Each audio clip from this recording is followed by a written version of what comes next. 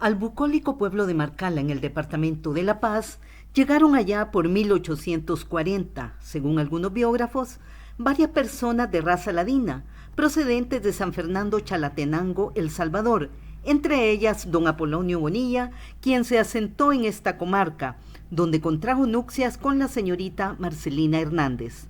De ese matrimonio vinieron al mundo Tránsito, Pedro, Salvador, Marcos, Manuel y José María.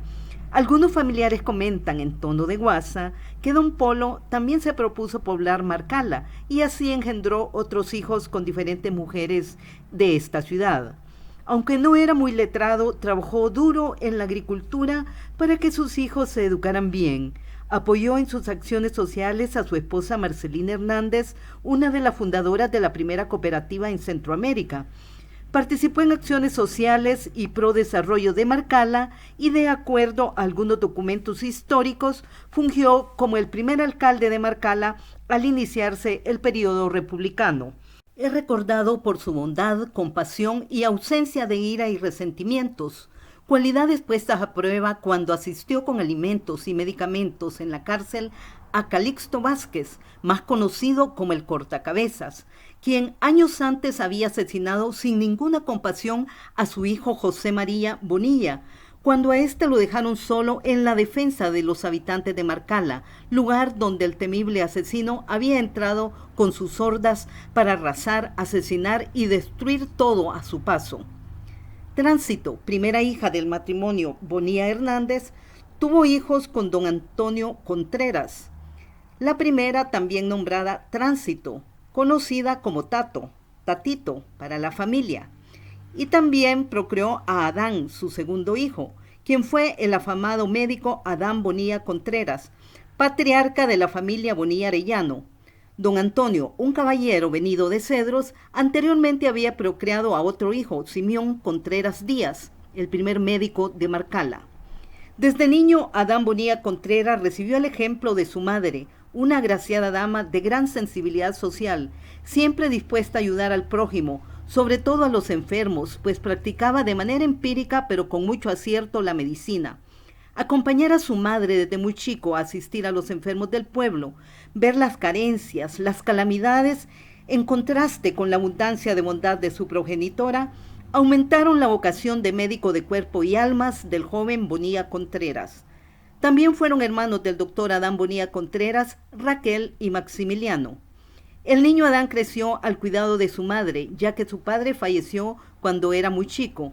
Pese a las adversidades, fue muy dedicado en sus estudios y a los 10 años inició la secundaria en el Colegio La Educación, que para 1893 ya existía en Marcala. En medio de dificultades económicas y de inestabilidad política, Bonilla Contreras se matriculó en la Facultad de Medicina de Tegucigalpa. Apenas tenía 16 años, pero 3 años después se desató en el país una crisis política al querer el presidente Sierra imponer a Juan Ángel Arias en la presidencia en contra de Manuel Bonilla, que había ganado los comicios. Esto llevó al estudiante Bonilla a unirse al ejército de Manuel Bonilla y apoyar el reclamo armado reivindicador. Sobre todo como médico practicante, asistió al combate de Santa María, curando heridos, incluso a prisioneros del bando enemigo.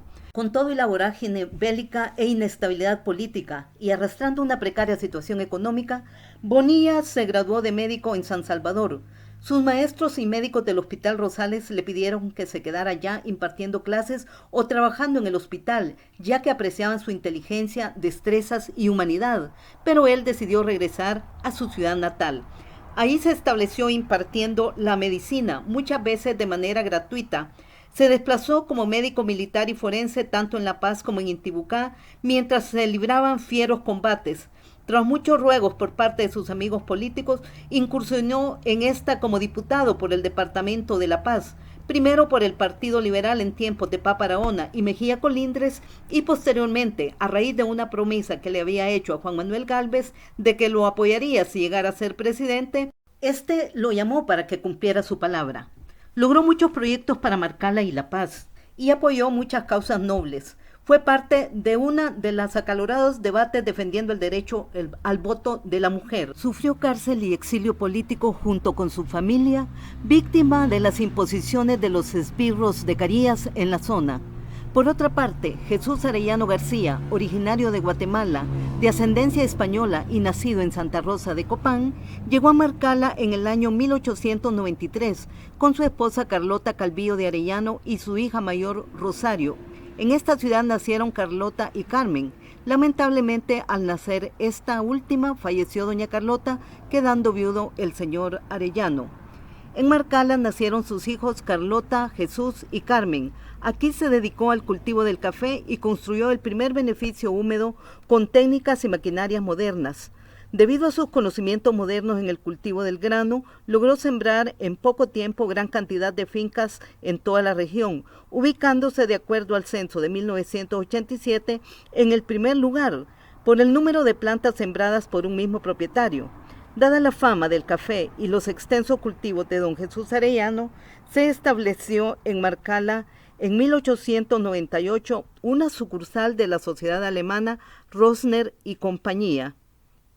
A esto se sumó el principal productor de Marcala, don Jesús Arellano, lo que le permitió adquirir los conocimientos modernos traídos de Europa y sumarlos a su habilidad y experiencia en el campo. Dicen de don Jesús que era guapo, de gran prestancia, activo, inteligente, generoso, experto jinete y dueño de numerosos caballos. Cuentan que una vez alguien le elogió uno de sus caballos y él inmediatamente se lo regaló. Así era de desprendido. Poseía facilidad de palabra, muy elocuente, fue diputado y amigo personal del presidente Sierra, pero protestó firmando la proclama de Ajuterique ante la imposición oficial de Juan Ángel Arias. Al quedar viudo, se casó en segundas nupcias con la profesora Marcelina Bonilla Raudales, hija del afamado jurisconsulto Pedro H. Bonilla y de Petrona Raudales, y nieta de don Apolonio Bonilla.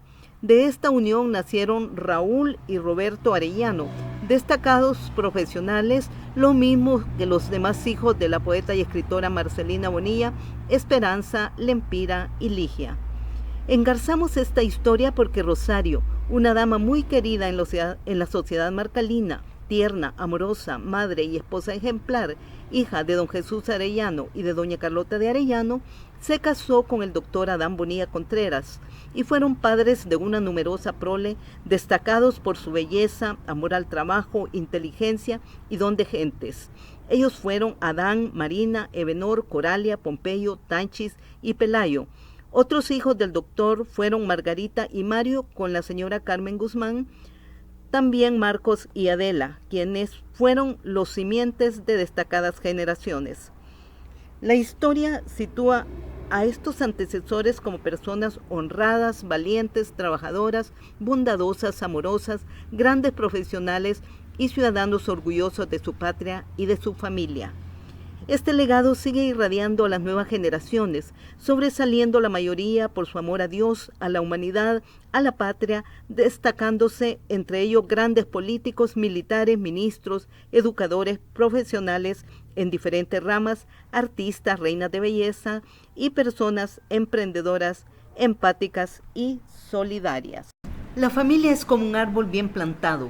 Sus ramas crecen y se extienden en diferentes direcciones, pero las raíces permanecen como una sola, y la importancia de conocer de dónde venimos, cuántas vicisitudes pasaron nuestros ancestros para sobrevivir, cuánto amor, cuánta fuerza, alegría, coraje, trabajo e inteligencia legaron para que su descendencia haya trascendido y que con orgullo hoy puedan exclamar: aquí estamos, vivos, gozosos y en victoria, los del linaje Bonilla Arellano.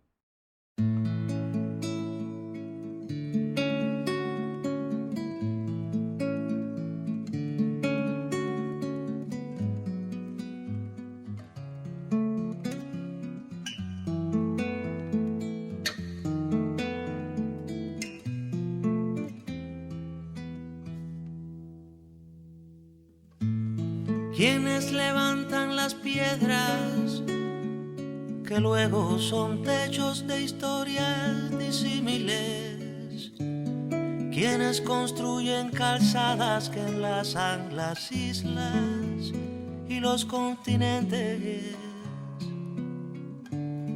quienes armaron las aves que nos posan en mundos distantes, ¿Quién vertebró los sonidos que preñan mis manos?